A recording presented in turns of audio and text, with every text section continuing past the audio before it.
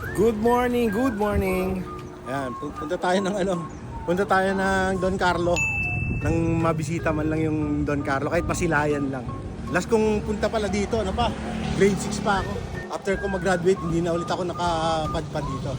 1990s pa yon. Right, tapos Kuya Pong, oh. Kuya Pong. At eto na, nandito na tayo. Woo! Ay, grabe, oh. Elementary days, oh. Shoutout sa ating mga classmates dyan at ating mga teachers. Wow! Oh, yeah. Grabe, oh. Diba? Hindi pa. Oh, parang ganito pa rin, hindi nagbago eh. Oh. Ito yung school namin dati, oh. Ayan, right, oh. Alright, oh.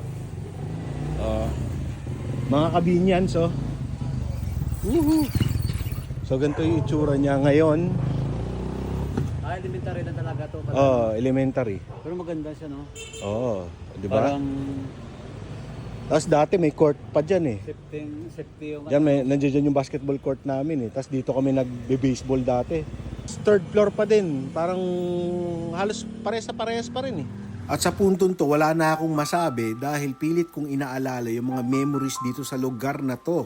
Since 1994, ngayon 2025 na ganun katagal. At dito talaga ako nag-spend ng kabataan days. Mga panahon na pag matigas ang ulo mo, meron kang kurot sa singit or hihilahin ng patilya mo. Or pag maingay ka, may lumilipad na mga eraser. Mga panahon na meron pang encyclopedia at library kung meron kayong hahanapin at isa-search. Shoutout kay Sister Helen at saka yung aming mga teacher dyan.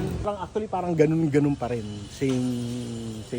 At hindi na nga kami pumasok, dito na kami sa labas kasi baka dalhin tayo sa principal sa office o kaya sa dean's office. Ops, yan lang muna masishare natin sa inyo. Hanggang susunod. Alright.